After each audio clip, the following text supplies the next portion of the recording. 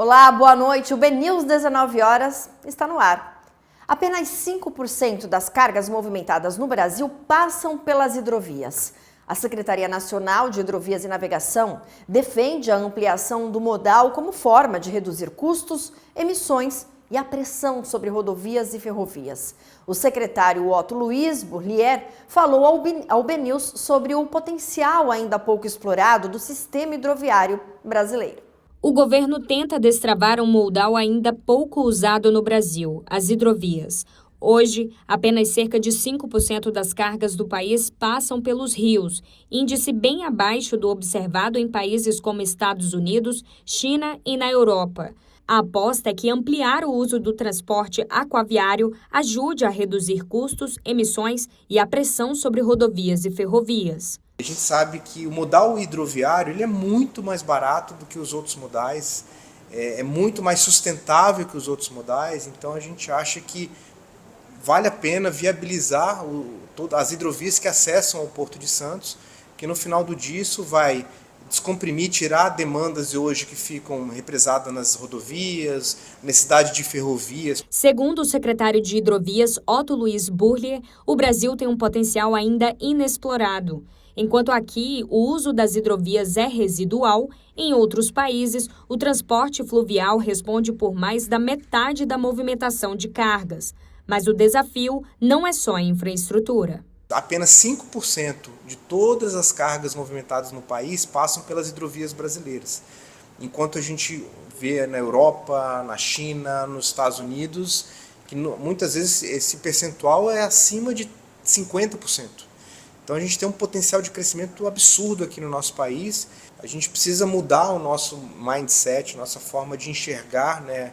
E a gente tem que comunicar sobre as vantagens, como eu já citei, tanto em termos econômicos, vantagens ambientais, vantagens sociais das hidrovias brasileiras. Normalmente a gente precisa fazer pouco investimento. Eu uso como exemplo uma ferrovia como a Ferrogrão, que é muito importante, mas ela por si só está estimada em mais de 25 bilhões de reais.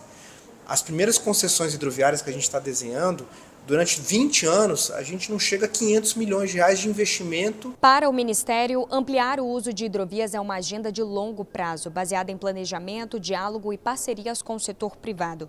Uma mudança de matriz logística que começa agora, mas deve moldar o futuro do transporte no país. Os modais, na verdade, eles são integrados.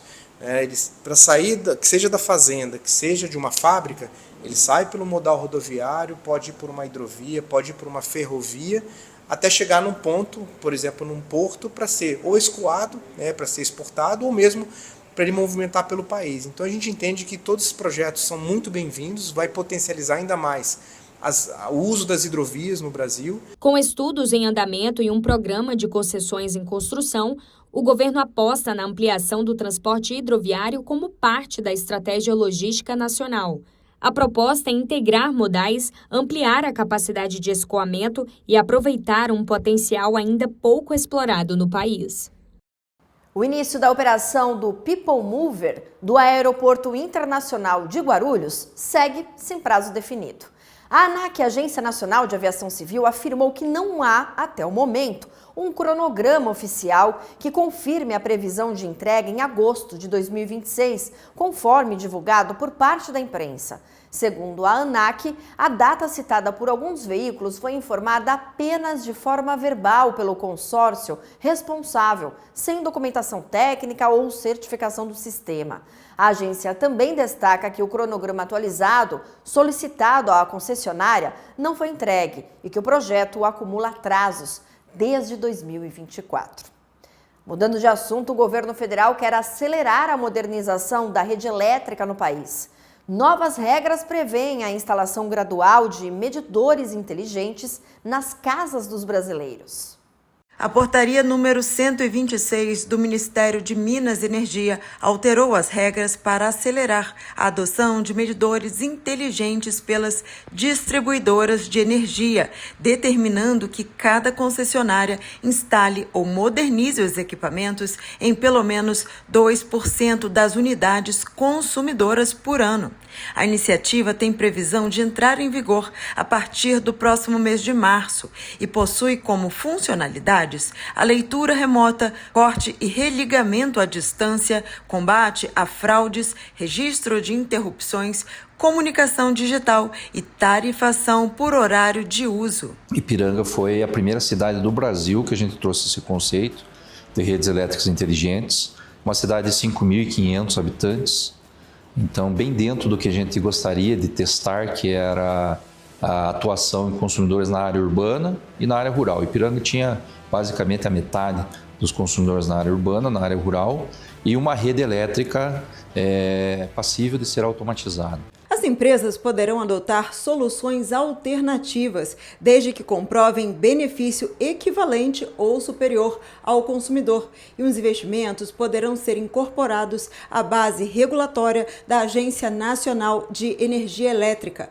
a ANEEL. Até 2028, as empresas deverão apresentar análise de custo-benefício para orientar a expansão dos sistemas no médio e longo prazo, além de entregar um plano de 5 em 5 anos de investimentos em digitalização, modernização das redes, comunicação e ações de inclusão energética e redução de perdas, subsidiando o planejamento e as políticas públicas do setor. Quando se fala de benefícios também para a sociedade, onde se busca muito eficiência do uso de energia, ter a informação é fundamental. Isso a gente entrega para o consumidor também. As redes inteligentes são conhecidas como Smart Grids e contam com tecnologias avançadas para modernizar a infraestrutura elétrica. Os medidores permitem a leitura remota e em tempo real do consumo de energia, eliminando a necessidade de leituras presenciais e possibilitando aos consumidores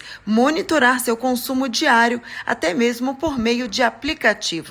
O maior beneficiário pelo projeto é o nosso consumidor. O valor da energia com muito mais robustez, né? Sem qualquer atividade humana de você fazer a coleta da informação de medida. O consumidor ele tem condições de analisar com detalhes o seu consumo diário, tem como comparar as evoluções de consumo, pode parametrizar avisos de variação de consumo, pode comparar o seu consumo com o histórico e com seus vizinhos, do ponto de vista de média de consumo, e também pode ter uma previsão de quanto vai ser o consumo no final do mês. As inscrições para o concurso da empresa gerencial de projetos navais, a EMGPROM, seguem abertas até o dia 23 de fevereiro.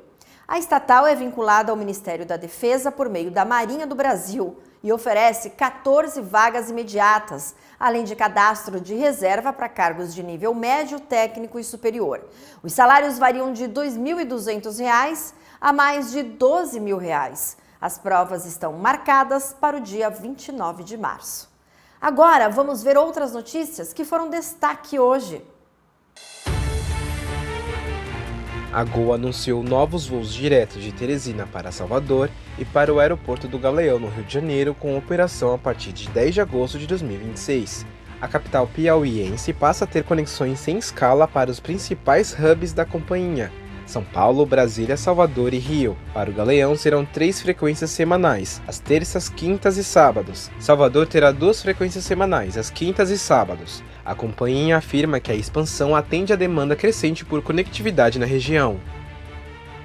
A Visa lançou a plataforma global Visa Destinations, voltadas aos clientes da bandeira que viajam ao exterior. O serviço concentra ofertas e benefícios em atrações turísticas, restaurantes e experiências culturais em países como França, Reino Unido, Dubai e Itália. Entre as vantagens estão descontos em museus, como o Louvre, e em experiências gastronômicas. Na Itália, a expansão recente do programa tem foco em Milão, com benefícios em hospedagem, comércio e visitação cultural. O portfólio também inclui descontos em estações de esqui e outras experiências de lazer em diferentes regiões turísticas. Tailândia e Nova York estão entre os próximos destinos a serem incorporados ao programa de benefícios.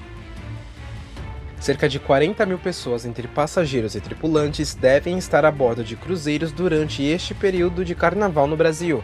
Desde a última sexta-feira até o dia 23, 10 navios vão circular pela costa brasileira, com embarcações e escalas em destinos como Santos, Rio de Janeiro, Salvador e Balneário Camboriú, além de paradas internacionais na Argentina e no Uruguai. Segundo o levantamento do Ministério do Turismo em parceria com a CLIA Brasil, o gasto médio por passageiro pode chegar a R$ 918 nos portos de embarque e desembarque.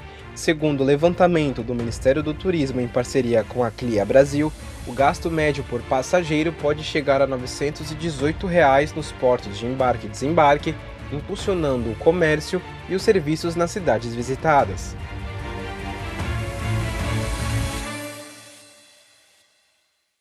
As empresas de mineração realizaram 18 operações de fusões e aquisições nos 3 primeiros trimestres de 2025, uma queda de cerca de 10% em relação ao mesmo período do ano passado.